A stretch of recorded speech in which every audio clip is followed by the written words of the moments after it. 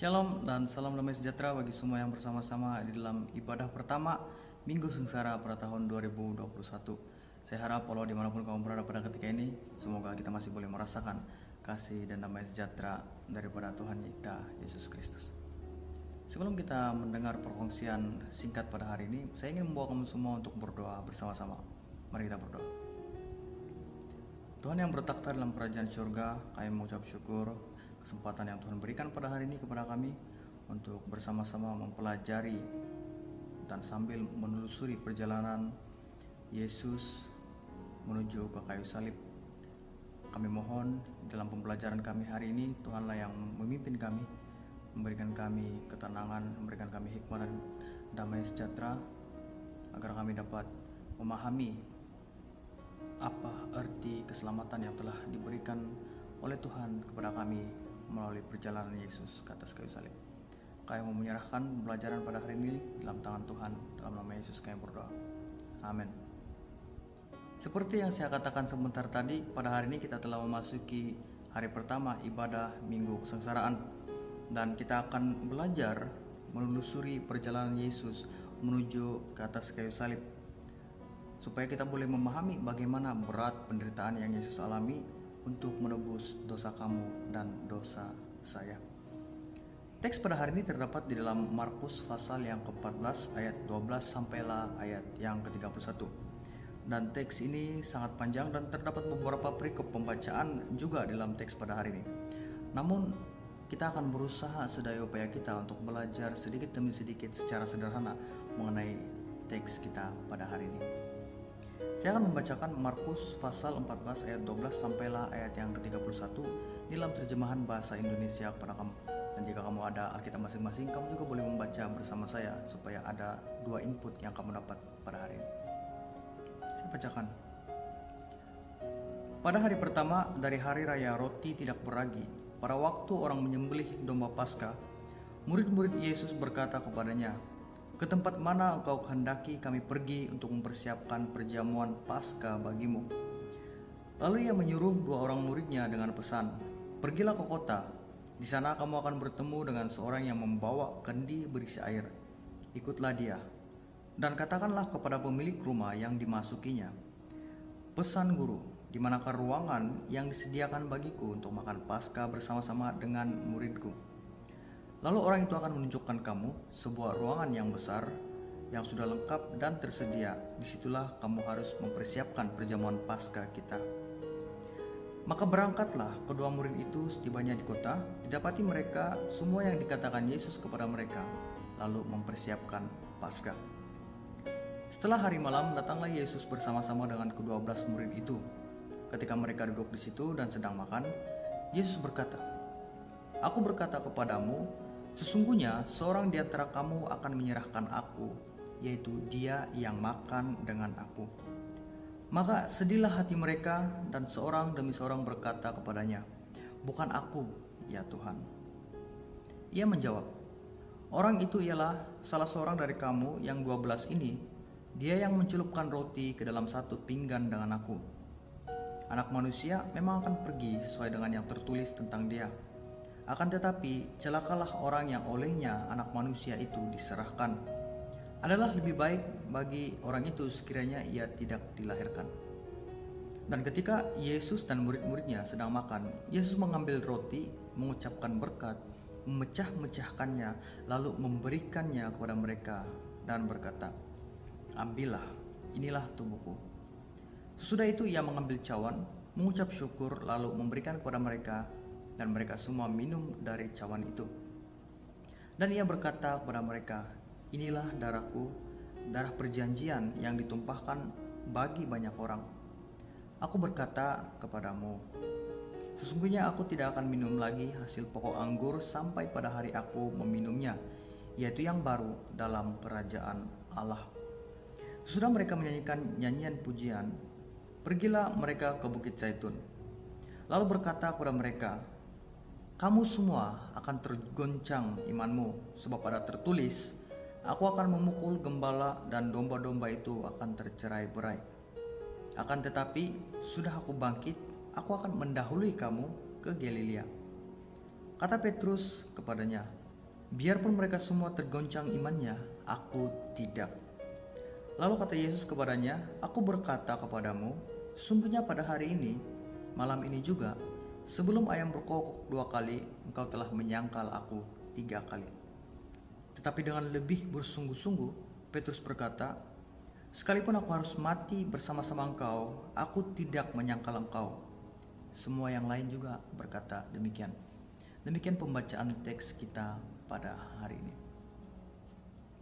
Untuk mengetahui konteks dan latar belakang cerita kita pada hari ini dengan lebih terperinci, saya menyarankan kamu untuk membaca bermula daripada ayat yang pertama di dalam pasal ini. Tetapi saya juga akan merangkan secara sederhana supaya kamu boleh memahami apakah yang sebenarnya terjadi di dalam teks ini. Jika kita melihat di dalam ayat yang pertama, kita akan melihat imam-imam dan para ahli Taurat sudah merancang untuk menangkap Yesus dan membunuh Yesus menggunakan tipu muslihat. Tidak dinyatakan dengan jelas bagaimana mereka mau melakukannya. Tetapi jika kita membaca di dalam Injil Lukas pasal yang ke-22 ayat yang ketiga, di situ kita mengetahui dengan jelas bahwa salah seorang daripada murid Yesus, yaitu Yudas, dimasuki iblis. Dan setelah dia dimasuki iblis, Yudas berjumpa dengan imam-imam untuk berunding dengan mereka tentang bagaimana cara supaya mereka boleh menangkap Yesus. Dan rancangan imam-imam ini hendaklah disembunyikan daripada orang ramai karena mereka takut ada kekacauan yang berlaku. Dan kebetulan pada hari itu adalah menjelang hari Paskah di mana ramai orang yang berkumpul. Nah, setelah bersetuju dengan apa yang mereka bincangkan, imam-imam itu memberikan Yudas uang karena dia juga merupakan salah seorang yang bersubahat di dalam penangkapan Yesus. Nah, apa yang boleh kita pelajari di dalam pelajaran yang singkat ini? Yudas adalah seorang yang mencintai uang. Dia sangat suka uang dan sudah tentu dengan peluang ini dia pasti boleh mendapatkan uang daripada imam-imam. Nah, pelajaran bagi kita ialah hati-hati. Hati-hati bila kita mencintai uang lebih daripada kita mencintai Yesus, karena hal yang sama seperti yang Yudas lakukan, yaitu pengkhianatan kepada Tuhan, mungkin berlaku kepada kita.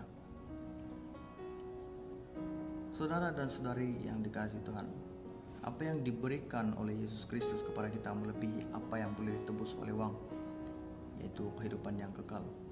Jadi apabila kita mencintai uang lebih daripada mencintai Tuhan, kita berada di dalam satu keadaan yang sangat-sangat berbahaya,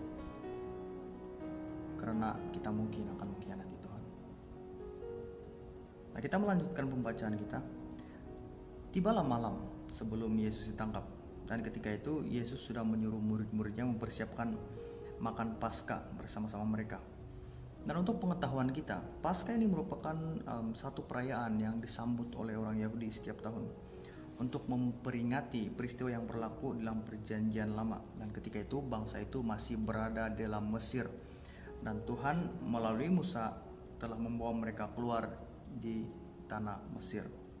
Nah, peristiwa pembebasan bangsa itu daripada Mesir merupakan satu karya penyelamatan Allah akan bangsa itu, sehingga ada hari khusus untuk memperingati apa yang telah terjadi pada hari itu.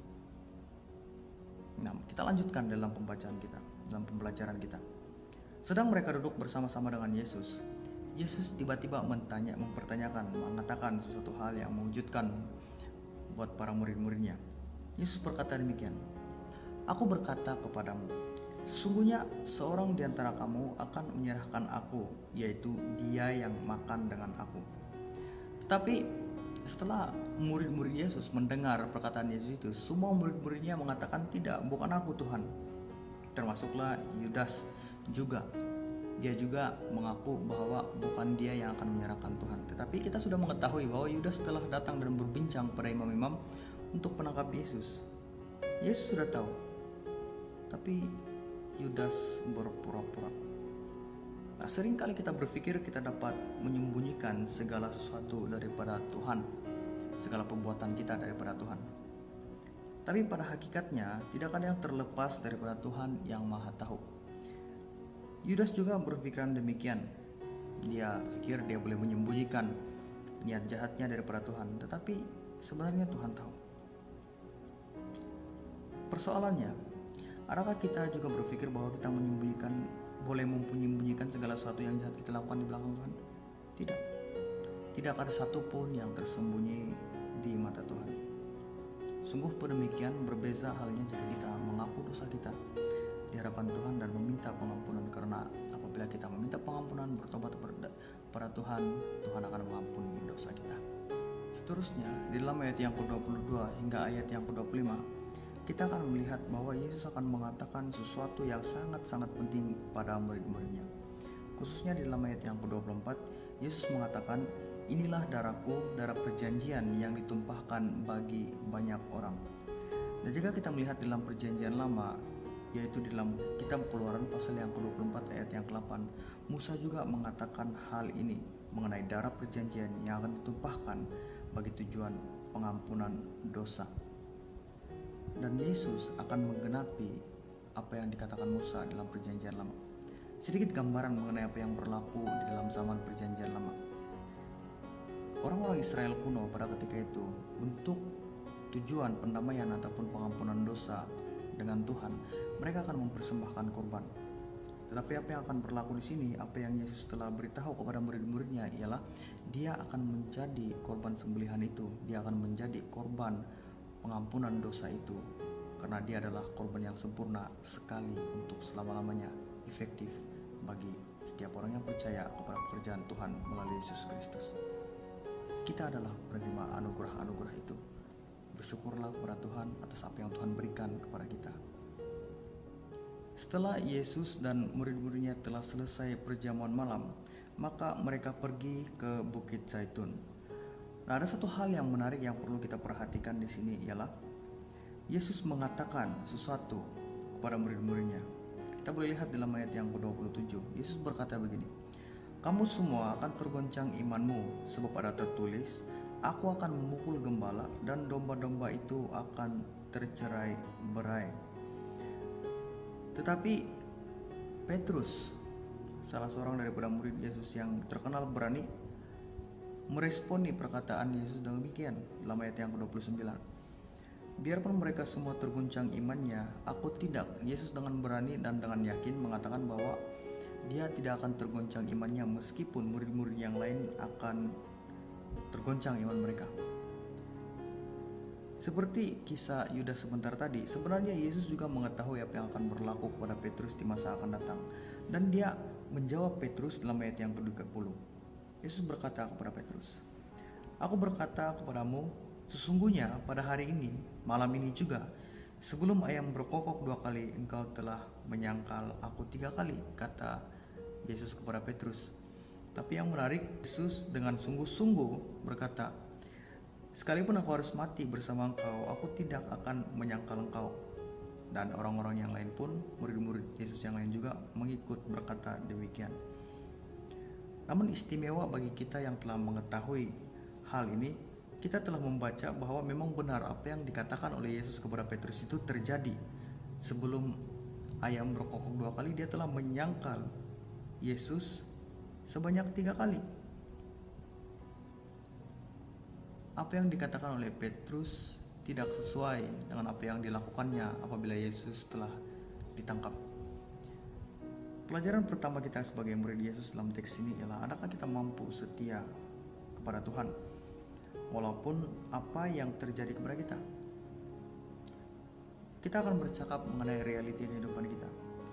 Realiti kehidupan kita ialah kita semua takut, apalagi kalau kita berhadapan dengan situasi seperti Petrus, di mana gurunya ditangkap dan hendak dihukum mati. Dan kita juga mengetahui bahwa Petrus ini sangat dekat kepada Tuhan Yesus. Dia telah mengikuti Tuhan Yesus selama 3 tahun. Banyak yang dia belajar mengenai Yesus. Dia juga telah melihat banyak mukjizat yang dilakukan oleh Yesus. Tetapi apabila berhadapan dengan situasi-situasi yang sukar seperti itu, Petrus menjadi lebih mementingkan diri sendiri. Dia takut untuk mengakui bahwa Yesus adalah orang yang dia kenal, apalagi mengaku bahwa Yesus adalah gurunya. Adakah kita juga berada dalam situasi Petrus? Kita tidak perlu menjawab persoalan ini sekarang, tetapi kita pikirkan, adakah kita mampu setia kepada Tuhan Yesus Kristus? Atau kita tidak mampu setia kepada Tuhan apabila berhadapan dengan situasi yang sukar, situasi-situasi yang mencabar.